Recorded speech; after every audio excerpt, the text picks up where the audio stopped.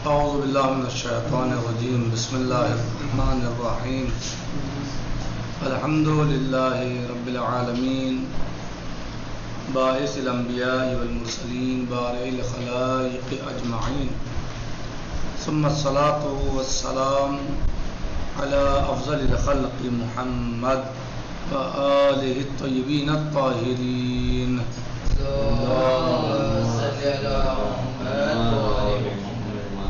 وعجل فرجہم۔ آج ہماری گفتگو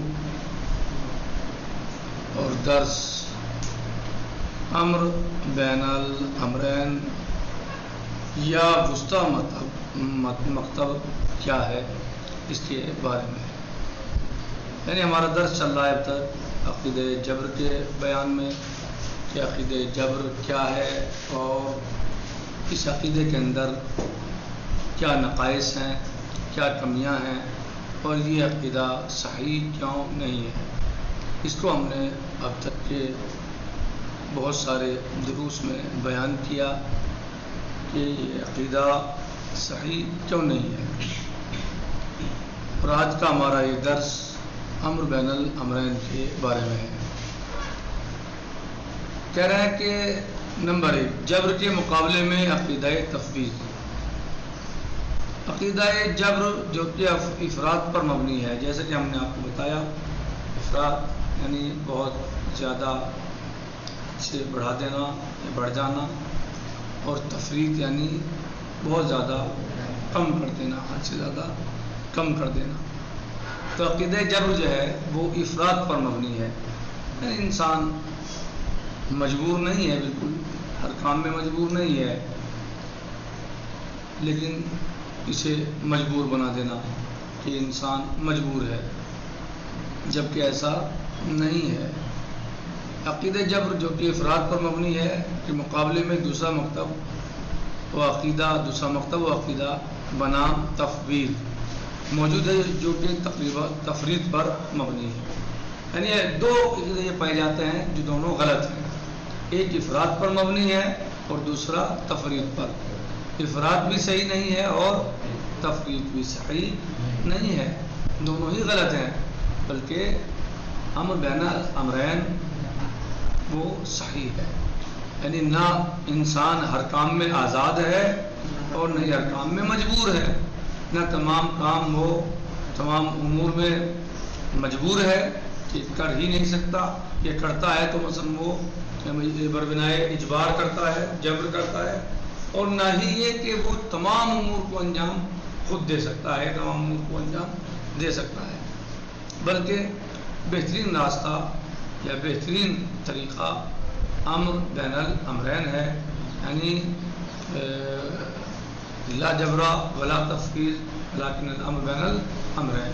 یعنی انسان ہر کام میں آزاد ہے بہت زیادہ اور نہ ہی بہت زیادہ مجبور ہے، یعنی نہ ہر کام میں مجبور ہے اور نہ ہی ہر کام میں آزاد ہے، نہ وہ ہر کام کو کر سکتا ہے، نہ ہر کام میں وہ ایسا ہے کہ وہ جبر کی بنا پر کرتا ہے۔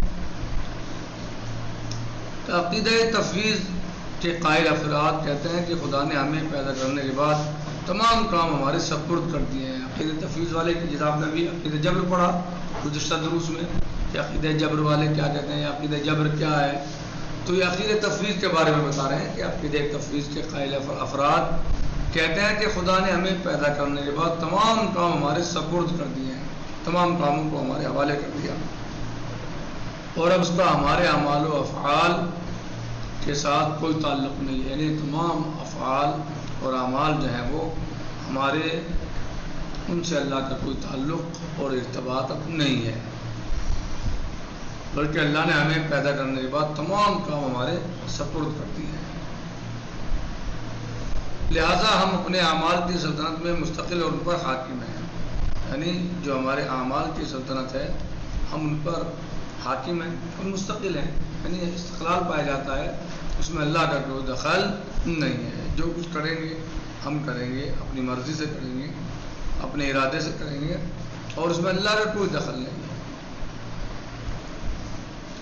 بلا شک و شبہ یہ عقیدہ بھی عقیدہ توحید کے بالکل موافق نہیں ہے، یعنی یہ عقیدہ بھی عقیدہ تفویض یہ بھی توحید کے مخالف ہے، موافق نہیں ہے، کیونکہ توحید نے ہمیں اس بات کی تعلیم دی ہے کہ تمام جہان خدا کی ملکیت ہے اور کوئی بھی چیز اس کی دسترس سے خارج نہیں ہے، یعنی کوئی چیز اس کے اختیار سے باہر نہیں ہے، حتیٰ کہ ہمارے اعمال، ہمارے ارادے کی آزادی کے باوجود اس کی دسترس اور قدرت سے ہر چیز باہر نہیں ہو سکتے، ورنہ شرک کا عقیدہ لازم آتا ہے۔ یعنی کوئی بھی عمل، یہ صحیح ہے کہ اللہ نے ہمیں ہمارے اعمال میں آزاد کیا ہے،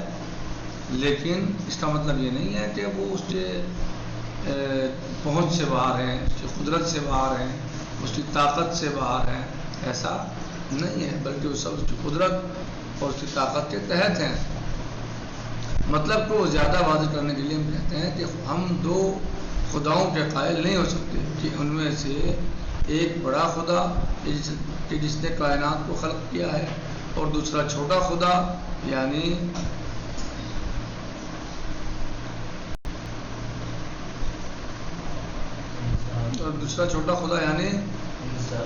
انسان،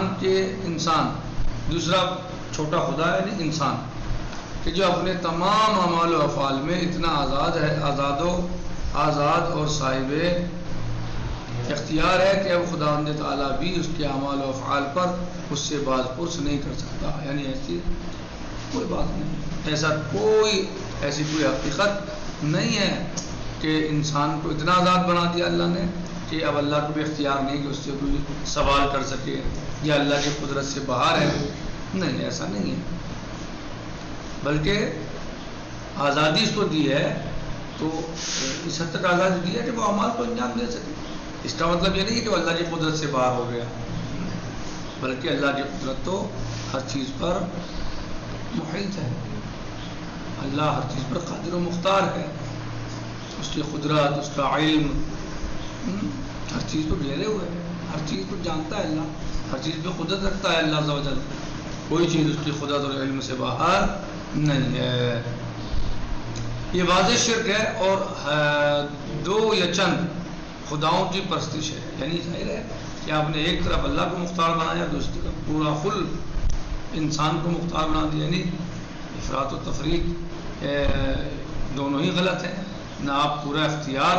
یہ کہہ سکتے کہ انسان کو ہے اور اب اللہ کو اختیار نہیں رہا، اور نہ ہی یہ کہیں گے آپ کہ انسان مجبور ہے، خود کچھ کر ہی نہیں سکتا، مثلا کیا ہے وہ، ایسا بھی نہیں ہے۔ اصلی اور حقیقی بات یہ ہے کہ ہم انسان کو آزاد اور صاحب اختیار بھی تسلیم کریں اور خدا کو اس کا حاکم، اس کے اعمال کا نگراں بھی مانیں۔ اصل اور حقیقت کیا ہے کہ انسان کو ہم صاحب اختیار اور آزاد بھی مانیں، تسلیم کریں اسے کہ انسان صاحب اختیار ہے اور آزاد ہے، اور خدا کو اس کا حاکم بھی مانیں کہ اس کے اعمال، اس کے افعال، سب کچھ اللہ عز و جل کی زیر نظر ہے، نگرانی میں ہے، کوئی چیز اس کے علم اور اس کے قدرت سے باہر نہیں ہے، بلکہ اس کے اعمال، اس کا حاکم اور اس کے اعمال کا نگراں اللہ سبحانہ و تعالیٰ ہے۔ اب مکتب وسطی یا درمیانی راہ کا عقیدہ اس بحث میں انتہائی قابل غور نکات ہیں، اور ہمیں تصور ہرگز نہیں کرنا چاہیے کہ مذکورہ بالا دو باتیں متضاد ہیں، یعنی جو ہم نے دو باتیں بتائی ہیں کہ ہمیں انسان کو آزاد بھی ماننا ہے اور اللہ عز و جل کو اس کا نگراں بھی تسلیم کرنا ہے۔ انسان کو ہمیں آزاد بھی ماننا ہے اور یہ بھی ماننا ہے کہ اللہ سبحانہ وتعالیٰ اس کے اعمال کا نگراں ہے، یعنی اس کی دسترس سے وہ باہر نہیں ہے۔ تو لہٰذا ہمیں اس عقیدے کے اعتبار سے یا ہمیں یہ جو ہم نے بات کہی ہے، یہ دو متضاد چیزیں نہیں ہیں، ہمیں ان دونوں کو متضاد نہیں ماننا چاہیے کہ اللہ کی نگاہ قدرت سے وہ باہر بھی نہیں ہے، اللہ کی قدرت سے دست اختیار سے وہ باہر بھی نہیں ہے، اور انسان آزاد بھی ہے، یہ متضاد چیزیں، دو متضاد چیزیں نہیں ہیں۔ اس بات میں گہری فکر کی ضرورت ہے کہ ہم نہ صرف خدا کی عدالت کو مکمل طور پر تسلیم کریں اور لوگوں کے لیے آزادی اور ذمہ داری کے قائل ہوں، بلکہ اس کی توحید و وحدانیت اور تمام جہان پر اس کی حاکمیت کو بھی صدق دل سے، سچے دل سے قبول کریں کہ اللہ سبحانہ و تعالیٰ واحد و یکتا احد الصمد ہے اور پوری دنیا اس کی محکوم ہے، یعنی پوری دنیا پر اس کی حکومت ہے اور وہ پوری دنیا کا حاکم ہے۔ دنیا کا ذرہ ذرہ، دنیا کی ہر چیز، کائنات کی ہر چیز، کائنات کی ہر شے اللہ عز و جل کی حاکمیت کے تحت ہے، کوئی چیز بھی اس کے اختیار اور حکومت اور قدرت سے باہر نہیں ہے۔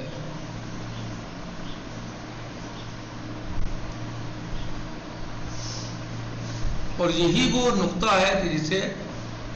امر بین الامرین کے نام سے تعبیر کیا جاتا ہے، یعنی وہ عقیدہ کہ جس میں نہ افراط ہے اور نہ ہی تفریط، کیونکہ افراط بھی غلط ہے اور تفریط بھی غلط ہے۔ انسان کو بالکل مجبور بنا دیا جائے یہ بھی غلط ہے، اور انسان کو تمام آزادی دے کر اللہ کو اس کی قدرت اور قادریت یا اللہ کی حکومت سے اسے باہر کر دیا جائے یہ بھی غلط ہے۔ بلکہ انسان اپنے امور میں آزاد ہے لیکن وہ اللہ کی قدرت سے باہر نہیں ہے، اللہ اس پر حاکم ہے۔ کیونکہ بحث دقیق ہے لہذا ہم اس کو ایک مثال سے واضح کرتے ہیں۔ فرض کیجئے کہ آپ ایک ایسی ٹرین میں سفر کر رہے ہیں کہ جس کا انجن بجلی سے چلتا ہے، اس ٹرین کے ڈرائیور بھی آپ ہیں، ایک بہت ہی طاقتور تار جو تمام راستے میں لائن کے اوپر لگی ہوئی ہے۔ جو ٹرین بجلی سے چلتی ہے ظاہر ہے کہ اس کا جو انجن ہے وہ اوپر اس کی ایک لائن ہے، اس سے ٹچ ہوتا ہے لائٹ کے تاروں سے جو اس انجن کو طاقت دیتے ہیں، چلاتے ہیں۔ یعنی وہ جو لائٹ سے چل رہی ہے ٹرین، تو لائٹ کیسے جا رہی ہے اس میں انجن میں، یعنی ٹچ ہوتا ہے اس سے، اس کے اوپر ٹرین کے اوپر لائن کھینچی ہوئی ہے، اس سے وہ تار جو ہے وہ ٹچ ہے اور وہ ٹرین کا انجن ٹچ ہے اور اس سے جو ہے وہ انجن حرکت میں آتا ہے، چلتا ہے، دوڑتا ہے، جو کہ تمام راستے میں لائن کے اوپر لگی ہوئی ہے۔ اس انجن کی چھت پر لگا ہوا مخصوص پنجرا ملا ہوا ہے، یعنی ایک مخصوص پنجرا ہے، مخصوص چیز ہے جو اس لائن سے ٹچ ہو رہی ہے اور اس کے ذریعے بجلی تاروں سے انجن میں منتقل ہو کر اس کی حرکت کا باعث بن رہی ہے۔ انجن میں لائٹ کیسے پہنچ رہی ہے؟ اس خاص پنجرے کے ذریعے، خاص چیز کے ذریعے جو اوپر لگی ہوئی ہے، جو تاروں سے ٹچ ہے، اور تاروں سے ٹچ ہو کے پھر وہ انجن کے اوپر لگا ہوا ہے چونکہ، تو اس سے انجن میں لائٹ پہنچتی ہے اور اس کے ذریعے بجلی تاروں سے انجن میں منتقل ہو کر اس کی حرکت کا باعث بن رہی ہے، یعنی ٹرین چل رہی ہے، انجن چل رہا ہے۔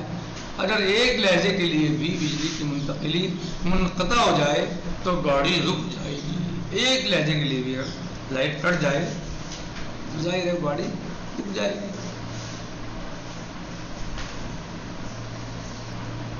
بلا شک آپ آزاد ہیں کہ راستے ہیں جہاں پر آپ چاہیں گاڑی کو روک سکتے ہیں، اسے آہستہ تیز کر سکتے ہیں۔ لائٹ کہاں سے چل رہی ہے؟ ٹرین کہاں سے چل رہی ہے؟ لائٹ سے چل رہی ہے، اور لائٹ جو ہے وہ انجن تک پہنچ رہی ہے تاروں سے،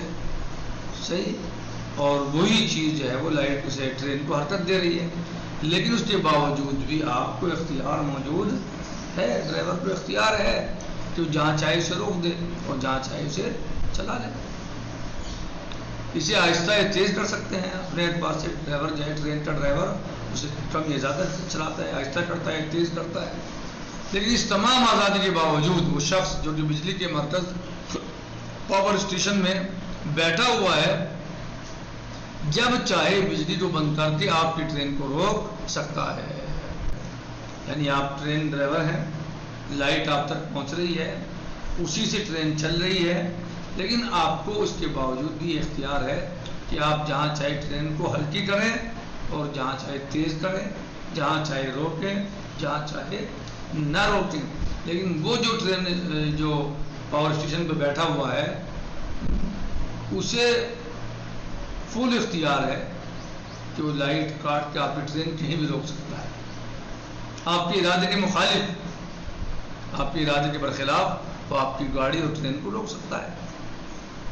جو پاور اسٹیشن میں بیٹھا ہوا ہے۔ جب چاہے بجلی کو بند کر کے آپ کی ٹرین کو روک سکتا ہے، آپ نہیں چاہ رہے ہیں لیکن وہ روک سکتا ہے، آپ چاہ رہے ہیں چلے ٹرین لیکن نہیں چل رہی ہے، صحیح، کیونکہ آپ کی حرکت بجلی کی مرہون منت ہے، آپ کی جو حرکت ہے وہ کس وجہ سے ہے؟ بجلی کی وجہ سے، لائٹ کی وجہ سے،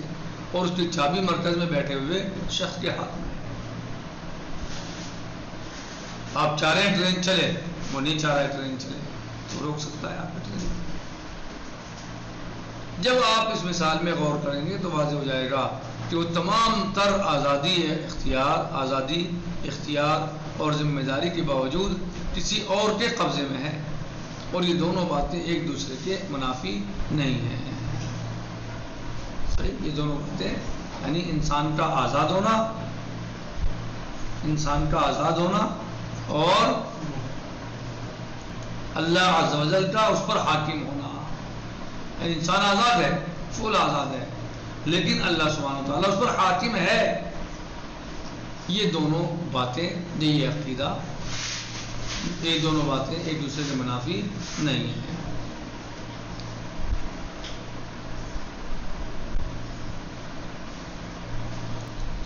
اس کی دوسری مثال بھی